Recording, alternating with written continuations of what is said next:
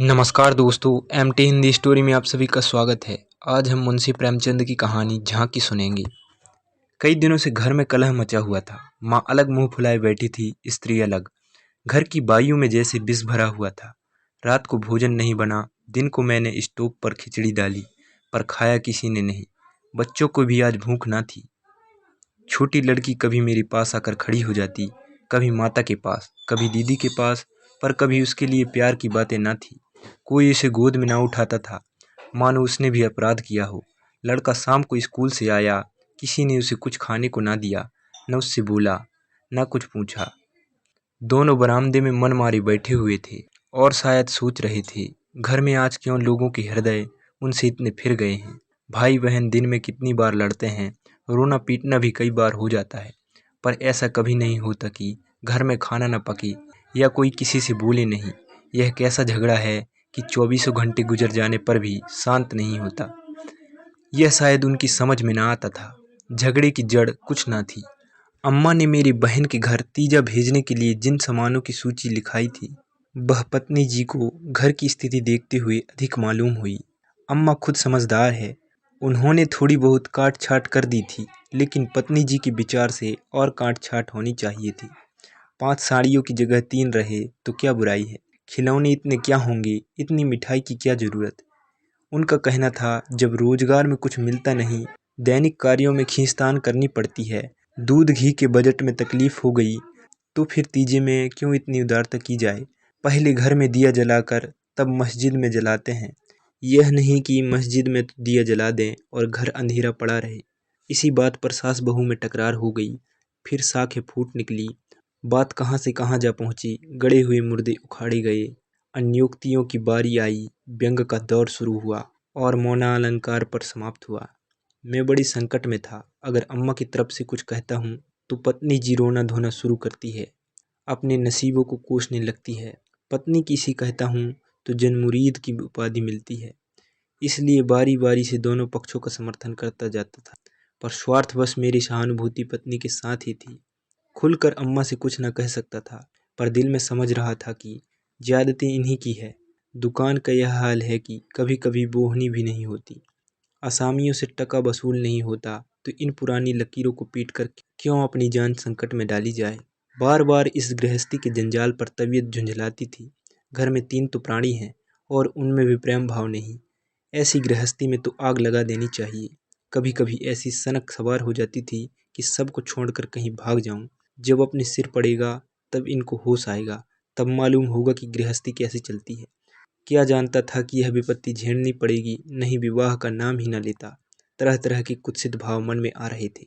कोई बात नहीं, अम्मा मुझे परेशान करना चाहती है, बहू उसके पाँव नहीं दबाती, उनके सिर में तिल नहीं डालती, तो इसमें मेरा क्या दोष। मैंने उसे मना तो नहीं कर दिया है। मुझे तो सच्चा आनंद होगा यदि सास बहू में इतना प्रेम हो जाए, लेकिन यह मेरे बस की बात तो नहीं कि दोनों में प्रेम डाल दूं। अगर अम्मा ने अपनी सास की साड़ी धोई है, उनके पाँव दबाए हैं, उनकी घुड़कियाँ खाई है, तो आज वह पुराना हिसाब बहू से क्यों चुकाना चाहती है। उन्हें क्यों नहीं दिखाई देता कि अब समय बदल गया है। बहुएं अब भयवश सास की गुलामी नहीं करती। प्रेम से चाहे उनके सिर के बाल नोच लो, लेकिन जो रोब दिखाकर उन पर शासन करना चाहो तो वह दिन लद गए। सारे शहर में जन्माष्टमी का उत्सव हो रहा था। मेरे घर में संग्राम छिड़ा हुआ था। संध्या हो गई थी, पर घर में अंधेरा पड़ा था। मनहूसियत छाई हुई थी। मुझे अपनी पत्नी पर क्रोध आया। लड़ती हो लड़ो, लेकिन घर में अंधेरा क्यों रखा है। जाकर कहा, क्या आज घर में चिराग न जलेगा। पत्नी ने मुंह फुलाकर कहा, जला क्यों नहीं लेते, तुम्हारे हाथ नहीं है। मेरी देह में आग लग गई। बोला, तो क्या जब तुम्हारे चरण नहीं आए थे तब घर में चिराग न जलते थे। अम्मा ने आग को हवा दी। नहीं, तब सब लोग अंधेरे में ही पड़े रहते थे। पत्नी जी को अम्मा की इस टिप्पणी ने जामे के बाहर कर दिया। बोली, जलाते होंगे मिट्टी की कुप्पी, लालटेन तो मैंने नहीं देखी। मुझे इस घर में आए 10 साल हो गए। मैंने डांटा, अच्छा चुप रहो, बहुत बढ़ो नहीं। ओहो, तुम तो ऐसे डांट रहे हो जैसे मुझे मोल लाए हो। मैं कहता हूँ चुप रहो। क्यों चुप रहूं, अगर एक कहोगे तो 2 सुनोगी। इसी का नाम पतिव्रत है। जैसा मुंह होता है वैसे ही बीड़े मिलते हैं। मैं परास्त होकर बाहर चला आया और अंधेरी कोठरी में बैठा हुआ उस मनहूस घड़ी को कोसने लगा जब इस कुलच्छनी से मेरा विवाह हुआ था। इस अंधेरे में भी 10 साल का जीवन सिनेमा चित्रों की भांति मेरे नेत्रों के सामने दौड़ गया। उसमें कहीं प्रकाश की झलक ना थी, कहीं स्नेह की मृदुता ना थी। सहसा मेरे मित्र पंडित जयदेव जी ने द्वार पर पुकारा, अरे आज यह अंधेरा क्यों रखा है जी? कुछ सूझता ही नहीं, कहाँ हो? मैंने कोई जवाब ना दिया, सोचा यह आज कहाँ से आकर सिर पर सवार हो गई। जयदेव ने फिर पुकारा, अरे कहाँ हो भाई, बोलते क्यों नहीं? कोई घर में है या नहीं? कहीं से कोई जवाब न मिला। जयदेव ने द्वार को इतनी जोर से झंझोड़ा कि मुझे भय हुआ, कहीं दरवाजा चौखट बाजू समेत गिर न पड़े। फिर भी मैं बोला नहीं, उनका आना खल रहा था। जयदेव चले गए, मैंने आराम की सांस ली। बारिश शैतान टला नहीं, घंटों सिर खाता, मगर 5 ही मिनट में फिर किसी के पैरों की आहट मिली और अब की टार्च के तीव्र प्रकाश से मेरा सारा कमरा भर उठा। जयदेव ने मुझे बैठे देखकर कौतूहल से पूछा, तुम कहाँ गए थे जी? घंटों चीखा, किसी ने जवाब तक ना दिया। यह आज क्या मामला है, चिराग क्यों नहीं जले? मैंने बहाना किया, क्या जाने, मेरे सिर में दर्द था। दुकान से आकर लेटे तो नींद आ गई और सोए तो घोड़ा बेचकर मुर्दों से शर्त लगाकर। हाँ यार, नींद आ गई। घर में चिराग तो जलाना चाहिए था, या उसका रिट्रीटमेंट कर दिया। आज घर में लोग व्रत से हैं, हाथ ना खाली होगा। खैर चलो, कहीं झांकी देखने चलते हो। सेठ घूरेमल के मंदिर में ऐसी झांकी बनी है कि देखते ही बनता है। ऐसे ऐसे शीशे और बिजली के सामान सजाए हैं कि आंखें झपक उठती है। सिंहासन के ठीक सामने ऐसा फव्वारा लगाया है कि उसमें से गुलाब जल की फुहारें निकलती है। मेरा तो चूल्हा मस्त हो गया, सीधे तुम्हारे पास दौड़ा चला आ रहा हूँ। बहुत झांकियाँ देखी होगी तुमने, लेकिन यह और ही चीज है। आलम फटा पड़ता है। सुनते हैं दिल्ली से कोई चतुर कारीगर आया है, उसी की यह करामात है। मैंने उदासीन भाव से कहा, मेरी तो जाने की इच्छा नहीं है भाई, सिर में जोर का दर्द है। तब तो जरूर चलो, दर्द भाग ना जाए तो कहना। तुम तो यार बहुत जिद करते हो। इसी मारे में चुपचाप पड़ा रहता था कि किसी तरह यह बला टले, लेकिन तुम सिर पर सवार हो गए। कह दिया मैं ना जाऊंगा, और मैंने कह दिया मैं जरूर ले जाऊंगा। मुझ पर विजय पाने का मेरे मित्र को बहुत आसान नुस्खा याद है।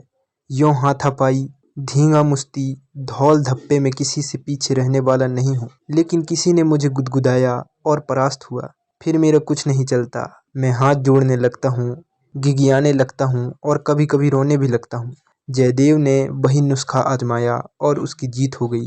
संधि की वही शर्त ठहरी कि मैं चुपके से झांकी देखने चला चलूं। सेठ घोरीलाल उन आदमियों में है जिनका प्रातः को नाम ले लो तो दिन भर भोजन ना मिले। उनके मक्खी चूसने की सैकड़ों ही दंत कथाएं नगर में प्रचलित हैं। कहते हैं एक बार मारवाड़ का एक भिखारी उनके द्वार पर डट गया कि भिक्षा लेकर ही जाएगा। सेठ जी भी अड़ गई कि भिक्षा ना दूंगा, चाहे कुछ हो। मारवाड़ी उनके देश का था। कुछ देर तो उनके पूर्वजों का बखान करता रहा, फिर उनकी निंदा करने लगा। अंत में द्वार पर लेट रहा। सेठ जी ने रत्ती भर भी परवाह न की। भिक्षुक भी अपनी धुन का पक्का था। सारा दिन द्वार पर बेदाना पानी पड़ा रहा और अंत में वहीं मर गया। तब सेठ जी पसीजे और उसकी क्रिया इतनी धूमधाम से की कि बहुत कम किसी ने किया हो। भिक्षुक का सत्याग्रह सेठ जी के लिए वरदान हो गया। उनके अंतःकरण में भक्ति का जैसा स्रोत खुल गया। अपनी सारी संपत्ति धर्मार्थ अर्पण कर दी। हम लोग ठाकुरदारी में पहुंचे तो दर्शकों की भीड़ लगी हुई थी।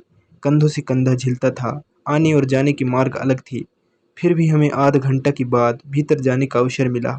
जयदेव सजावट देख देख कर लोटपोट हुए जाते थे, पर मुझे ऐसा मालूम होता था कि इस बनावट और सजावट के मेले में कृष्ण की आत्मा कहीं खो गई है।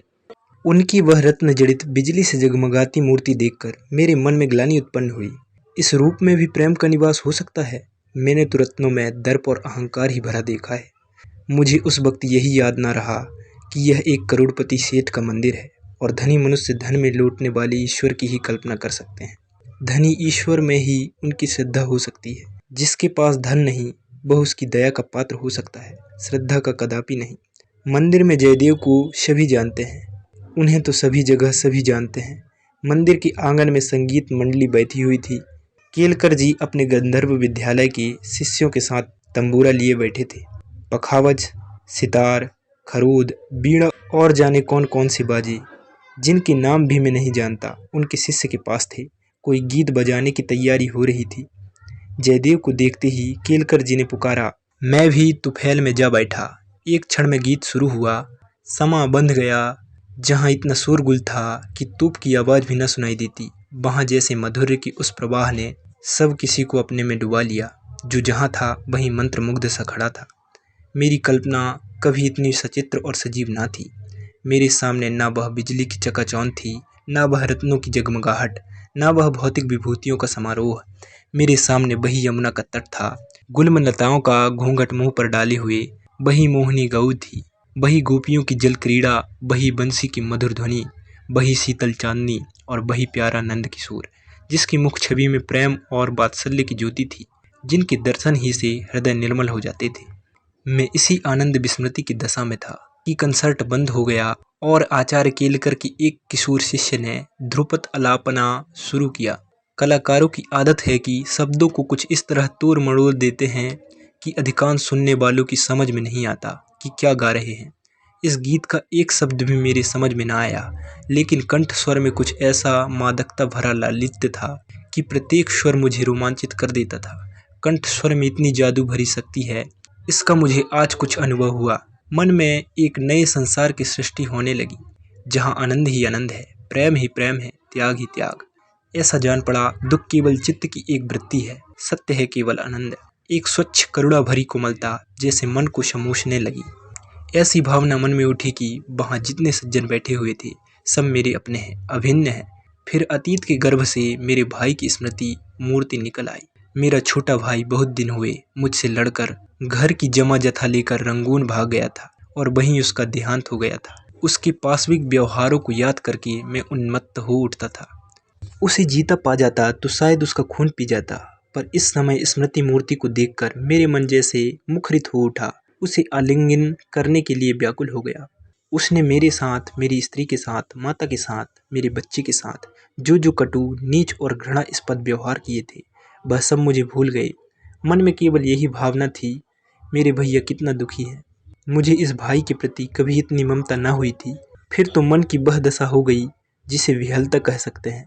शत्रुभाव जैसे मन से मिट गया था। जिन जिन प्राणियों से मेरा बैर भाव था, जिनसे गाली गलौज, मारपीट, मुकदमाबाजी सब कुछ हो चुकी थी, वह सभी जैसे मेरे गले में लिपट लिपट कर हंस रहे थे। फिर विद्या पत्नी की मूर्ति मेरे सामने आ खड़ी हुई। वह मूर्ति जिसे 10 साल पहले मैंने देखा था। उन आँखों में वही विकल कंपन था, वही संदिग्ध विश्वास, कपोलों पर वही लज्जा लालिमा, जैसे प्रेम सरोवर से निकला हुआ कोई कमल पुष्प हो। वही अनुराग, वही आवेश, वही याचना भरी उत्सुकता, जिसमें मैंने उस ना भूलने वाली रात को उसका स्वागत किया था, एक बार फिर मेरे हृदय में जाग उठी। मधुर स्मृतियों का जैसा स्रोत सा खुल गया। जी ऐसा तड़पा कि इसी समय जाकर विद्या के चरणों पर सिर रगड़ कर रोऊं और रोते रोते बेसुध हो जाऊं। मेरी आंखें सजल हो गई। दोस्तों, अगर आपको ये कहानी अच्छी लगी हो तो लाइक, शेयर और कमेंट कीजिए और ऐसी ही नई वीडियो के लिए चैनल को सब्सक्राइब करिए।